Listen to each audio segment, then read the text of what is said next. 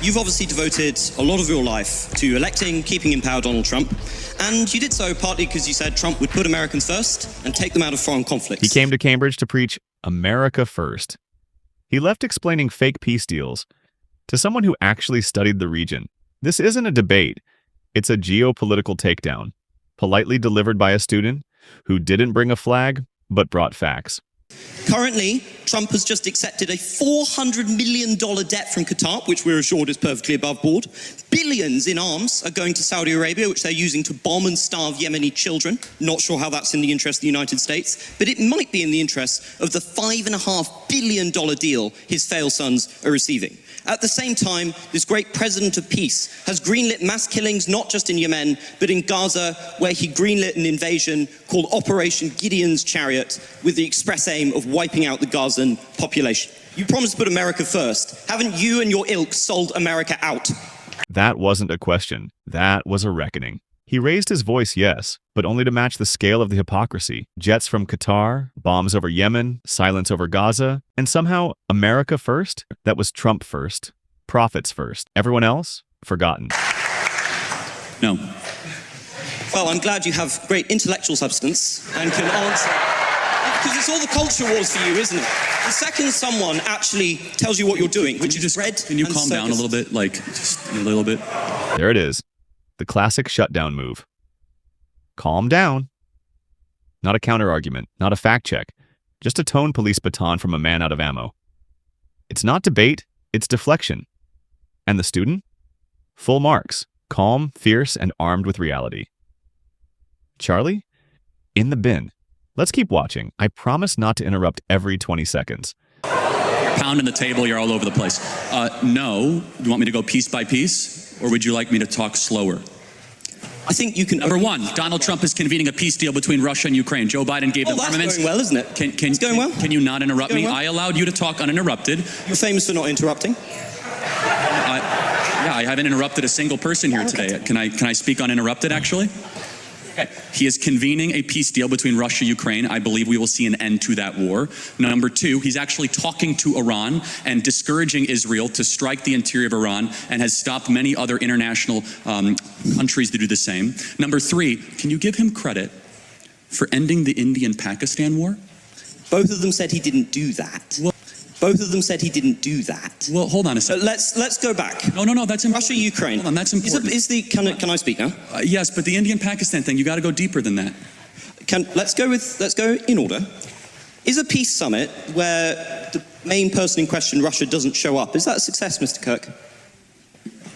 Well, I'm not even sure. I'm not even sure. Not a success? Well, again, these are ongoing negotiations, and it's a lot better than when your Prime Minister, Boris Johnson, went alongside our Secretary of State, Tony Blinken, to Istanbul and unnecessarily blew up a potential Russian peace deal, which has resulted in hundreds of thousands of dead Ukrainians, one of the great unnecessary wars of the modern era. Donald Trump believes in conversation and police through strength. He has been president for well over 120 to 130 days, and he has already ended a war between two nuclear conflicts of India-Pakistan. He has secured our own U.S. southern border while we were being invaded by foreign powers. And thirdly, he is brokering a potential settlement with Iran that will prevent a major escalation in the Middle East. And finally, it is very difficult, but I believe they'll get it done, that we'll finally see an end to the Russian-Ukrainian war.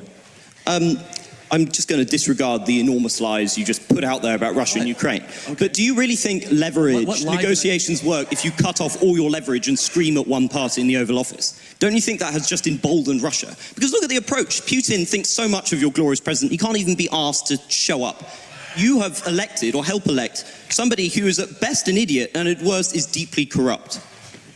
The Brit nails it again. Trump's not just the first U.S. president with felony charges. He's the first backed by a Supreme Court that says he can break the law and call it leadership. And trust me, he will. Okay, again, so Trump and Putin had a 2-hour phone call today. You'll acknowledge that's a good thing. The pursuit of peace can sometimes be a winding road, and it's a lot better than sending hundreds of billions of dollars further into the killing fields of eastern Ukraine, something that tragically both the UK government and the US government has been unnecessarily supporting for a couple of years. President Trump wants to see a brokerage, an ending of this settlement. I pray we can get it. It's very complicated because of the mess that Joe Biden left, which was an active kinetic war with a nuclear power sending sending American-made missiles into the interior of Russia. So President Trump has already ended a war. He's ended an invasion. He's only 130 days into this. And I believe, we do not know. At this point, we are merely speculating, which I think we should not spend our time doing that, because eventually one of us will be right. I believe we'll be right, and I believe we'll see an end to this war. Can we just talk about $100 billion's worth of weapons? Because you dodged my question on what was going on in the Middle East, where Trump has just signed enormous arms contracts with Saudi Arabia and with Qatar. And I noticed you ignored the fact that this might have had anything to do with the blatant corruption going on through the Trump coin and going on through giving the very competent sons of Donald Trump billions of investment from Saudi Arabia and Qatar. This is something that is directly embroiling Americans into conflict, but is importantly killing many innocent people. Those nations have been known to terrorize innocent civilian populations. So if you're coming to me and you're objecting to America selling weaponry, why are you defending shilling for the Saudis? Well, hold on. One is sending weaponry, one is purchasing. Secondly, you do know that the biggest purchase that was announced was commercial airliner, 737, $100 billion. You've heard of Qatar Airways. They purchased $100 billion of commercial airways. You are right, there were some weapons contracts. But I guess the question is, would you rather have Saudi Arabia buy weapons from America or China? I'd rather they not have American weaponry at cut price rates. See, I disagree. When your defense of billion-dollar arms deals is, at least it's not China, you've already lost the plot. Europe doesn't cheerlead dictators with discount bombs. We don't subsidize war crimes for loyalty points. The Atlantic's wide, but not wide enough to miss the hypocrisy. Where are the Hamas leaders? And also Where are the Hamas Qatar leaders, funds Mr. Hamas. Yes. It is a combination of Is this a state we international should have relief a organizations. $400 million jet with the President of the United States on it? Hold on. First of all, it was not given to him personally. I understand the optics of it, but it was not given to him personally. It was given to the U.S. government. And under that standard, no U.S. government should ever receive any gifts from any foreign countries whatsoever. It's not given to him personally and not a violation of the. Then why is he trying to transfer it to his personal library? He is. Not, actually. Okay, again, he sent out You're a lying. statement. This is way too in the weeds. If you want to keep on going it, we can. It's a fundamental moral principle. Okay, so under that fundamental moral principle then, can you acknowledge, though, that President Trump is getting more done in a less period of time than any president we've seen, while our prior president did not even know what year he got elected? Do you understand the contrast here? What aboutism again? I'm not a defender of Biden. No, I'm not saying President Trump is far better than the predecessor. You have to defend the person you spent millions to elect. I will defend every day of someone who ends an invasion. That's all you do, is brings down the price of oil, who is revitalizing the American economy, who's brokering peace, who stopped the potential nuclear war, who is bringing Iran to the table and bringing Russia to the table, someone who does not want armed conflicts with the greatest powers of our time. I will defend that endlessly. You are living what are you defending? in a fantasy world of your own creation. So it's quite hard you to can engage say that, with. but then disprove But it. let's check on how Trump is doing in terms of diplomacy. Look, with the war in the Middle East, do you think it was a defensible decision to tell the Israelis you wanted Trump Gaza to agree for Israel to invade the Gaza Strip and to continue to murder thousands of innocent children and civilians in a pointless war? Is that in America's interest? Is that in humanity's interest? Well, first of all, you should know something about Trump. There's something, if you realize with Trump over the last 10 years, he is quite the social media user and uses hyperbolic language at times. But let me ask you, in the conflict of Israel versus Hamas, who's the good guy? I believe both Hamas and the Israeli government are evil, but I think also that there is no justification. Are they equally? There is no justification for the murder and mutilation of thousands of innocent people and children in a futile. Let's zero in on that. There is no justification, Mr. Kirk, Hold on. for invading hospitals, for bombing innocent populations and dragging out a war which is damaging Israel and the West's security. You've made that point, but Well, it's not a point, it's a moral truth, isn't it? Okay, yeah. It was also a moral truth that the war started because 1,300 Jews were killed and 200 were taken hostage. And when you declare war on Israel, expect a firestorm in reaction. Kirk, do you hear yourself when you get angry? Israel's been bombing Gaza long before October 7th.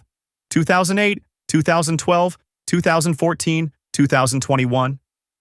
Thousands killed, entire families wiped out, and 2 million people locked in what's been called the world's largest open-air prison. This isn't defense, it's deja vu with airstrikes. Hamas invaded Israel, deciding to go recklessly to music concerts, to homes, to kibbutzes, and taking 200 plus hostages. They knew what they were doing. In one of the most cloistered urban environments on the planet, 2 million people live in a place where it's impossible to wage war. Impossible. Where they wear civilian clothing, they violate every tenet of the Geneva Convention, and the IDF, when they do something right, they get no credit. When they do life-saving surgeries of a Gazan child, they get no credit. When they drop leaflets, they get no credit. But when they happen to bomb a place where they are operating their military from, which we now know from third-party verified sources, hundreds of Hamas military operations are in mosques, schools, and hospitals. I'm sorry, the country where they were living in relative peace on October 6th, that all of a sudden we had a war, and Hamas started the war. And I don't see people that were really upset about the 2 million Germans that were killed in World War II, civilians. A tragic truth of war is that civilians die. I don't like it, and you don't like it. And they brought it upon themselves. The only operation and entity to blame is the leadership of Hamas, not the Israeli government, for fighting this defensive war after they were invaded. No defender of the terrible pogrom that was launched against Jews on that day. But the justification for the death of innocents cannot be an infinite cycle of bloodlust. It cannot be killing tens of thousands of innocent civilians with a war with no end in sight, people who are not complicit in those atrocities. It cannot be bombing hospitals which children use. It cannot be bombing hospitals in which cancer patients are dying and starving in there. The deaths that have been inflicted, nobody knows the true toll, but somewhere between 50 and 100,000 people lie dead under the rubble. Well, that was Charlie Kirk, exporting confusion one rant at a time.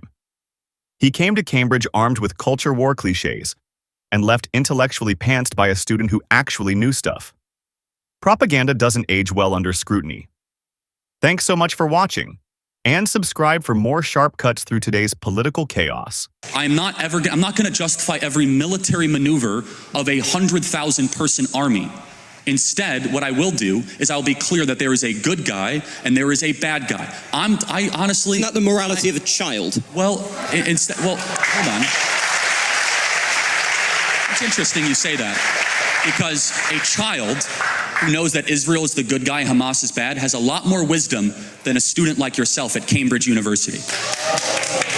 I will be glad that I will not have been somebody who has defended the genocide of the Palestinian people. And I think you will have to reckon one day that you have reckoned with... Interesting. I want to close on this. So can you tell me what African country is currently ongoing a civil war? Believe it or not, I know about Sudan, because I'm not an idiot. How about what Southeast Asian country has an ethnic cleansing going on right now? Myanmar. Good. And you have strong opinions on both sides?